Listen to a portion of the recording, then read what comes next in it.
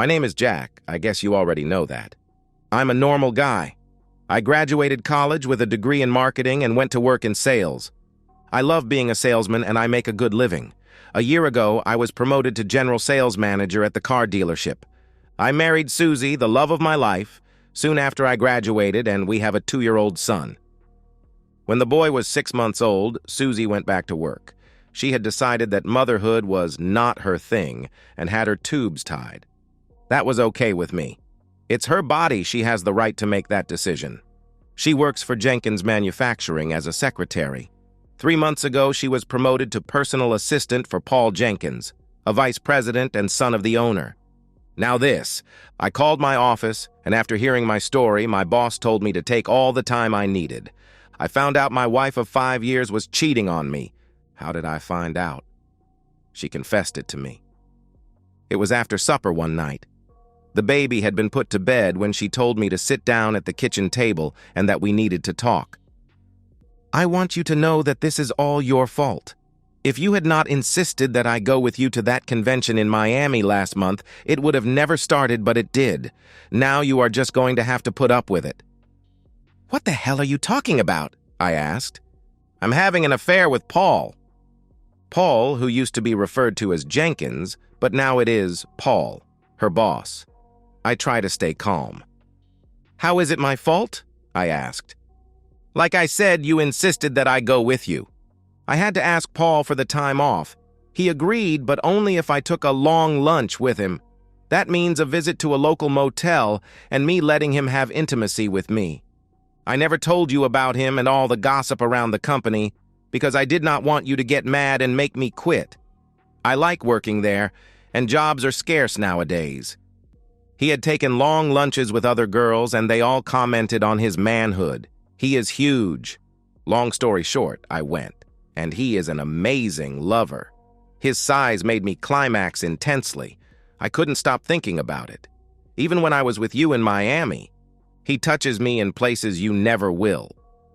After we came back from Miami, I informed him that if he ever wanted to do it again, I was ready. I've been going on long lunches with him a couple of times a week since we've been back. You unfaithful woman!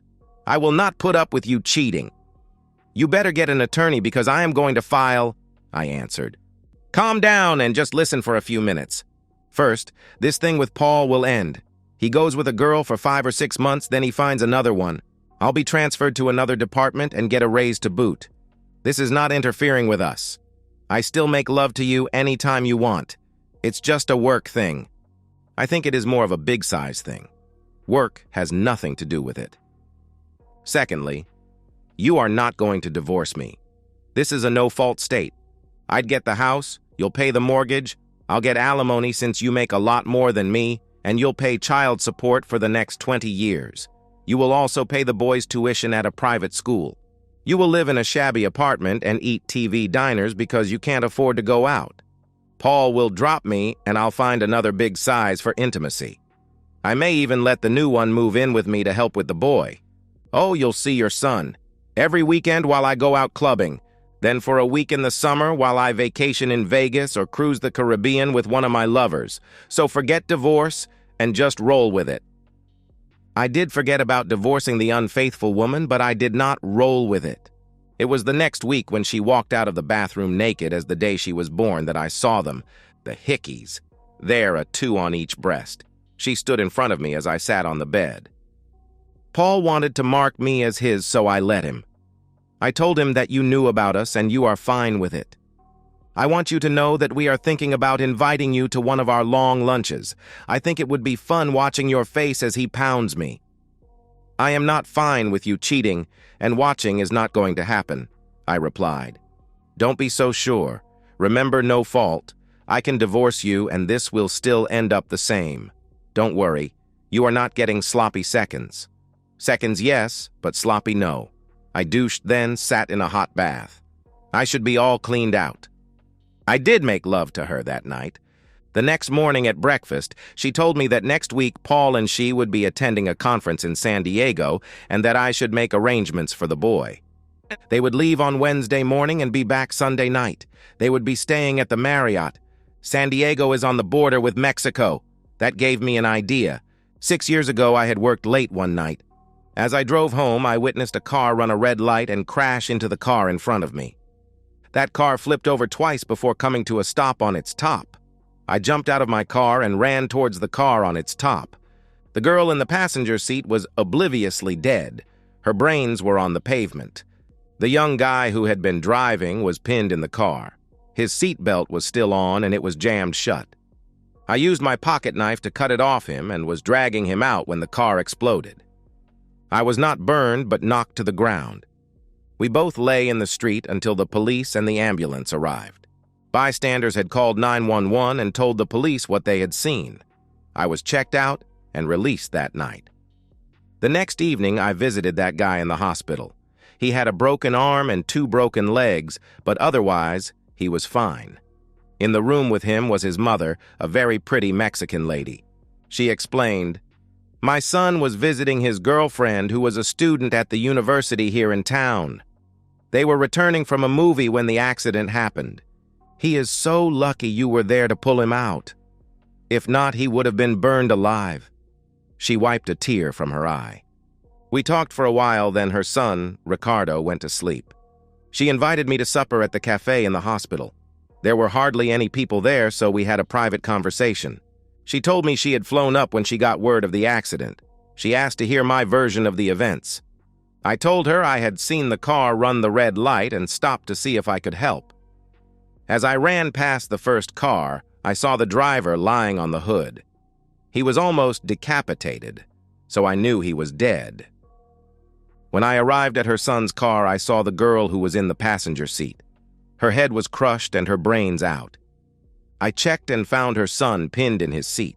I used my Swiss Army knife to cut him loose, then drug him out as the car exploded. She told me his father was in Mexico, and she had told him what had happened. I did wonder why he had not come to the hospital with her, but I did not say anything. Maybe they don't get along. It's none of my business anyway.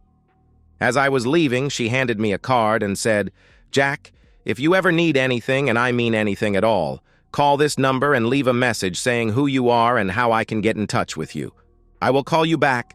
Please, anything at all. His father and I are so thankful for what you did. Rico is our only son." I put the card in my Rolodex at work and never thought of it again. That is until 2 years later when Mr. Hector Antonio Lopez Z, the name on the card, was killed in a joint operation with the Mexican police and the United States Drug Enforcement Agency. It made the national news, and I saw a picture of her. That's right, he was some bigwig in the Rio Bravo drug cartel. I wondered if that number was still working. I had nothing to lose at this point. I dialed it. "Law Offices of William Judd and Associates. How may I direct your call?" "I would like to speak to Maria Lopez," I replied. "Hold the line, please." There was a short pause, then a man's voice said, "Maria is busy at the moment. May I ask who's calling?" I gave him my name, and he asked how she could get back in contact with me. I told him, and he said it would be about an hour before she could return my call. 30 minutes later, she called back. After we exchanged greetings, I asked about Ricardo. "He recovered just fine. He met another girl a couple of years ago and married her. I am expecting my first grandbaby in 2 months. Imagine that. Me a grandmother. And it is all because of what you did that night. Now, Jack, tell me why you are calling and how I can help you." I told her everything. I am sure she heard the tension in my voice when I spoke of my son, Susie, cheating, why I could not divorce her, and them wanting to make me a cuckold. Why I told her I did not know. I had never told anybody what was going on in my life, not even my brother. But for some reason, I just unburdened myself to her. She never interrupted me, and when I was finished with my sad story, she gave me a minute, then she spoke. "They will be in San Diego next Wednesday through Sunday?" "Yes, at the Marriott," I answered. "Jack, would you like them to disappear?" she asked. As my redneck brother would say, "It's nut-cutting time." There was silence for maybe 10 seconds. "Yes," I replied. "I'll have them taken care of. We never talked. Understand?" I said, "I understand." The line went dead. On Tuesday, Susie was so excited about her trip that she spent all evening packing and repacking her suitcase. I played with my son.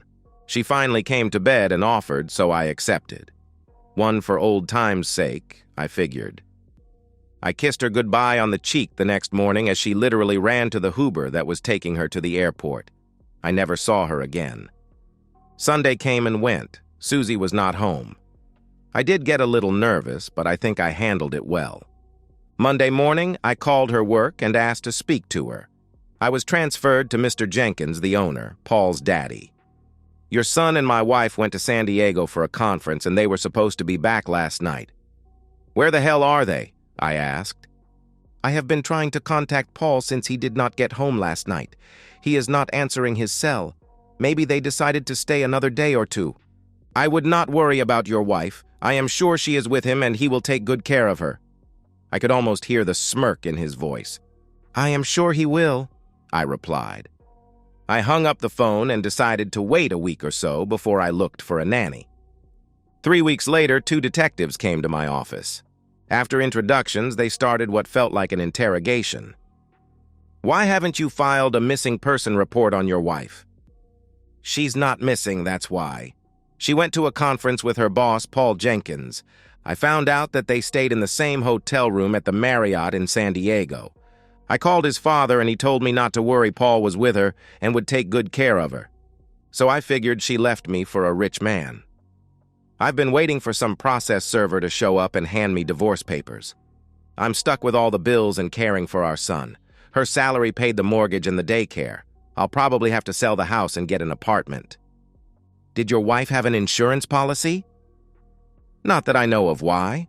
You think she's dead? I replied. Paul Jenkins has $1 million key man policy on his life through the company. His dad has hired a private investigator and an attorney to look into having him declared dead so he can collect on it. What the hell? You think that bastard killed them both to collect on an insurance policy? Maybe people have killed for less. The company is in financial trouble and $1 million cures a lot of problems, they replied. I can't believe this shit. A cheating wife killed with her lover for an insurance policy on him. Sounds like a made-for-TV movie. Please keep me informed of any news in the case. She may be a cheater, but she is my son's mother. They told me they would advise me of any developments in the case and left a card. I contacted them every month for the next year. Paul and Susie were never found. The case went cold. I divorced Susie, and 5 years later I saw in the news that Paul Jenkins was declared legally dead. Jenkins Manufacturing got their $1 million. There are always options. And that's the end of today's story. If you enjoyed it, please give this video a thumbs up and drop a comment below. Your support helps the algorithm push my content further. If you're new to the channel, don't forget to hit that subscribe button. It really helps me keep creating more stories for you. Thanks for watching, and I'll see you in the next one.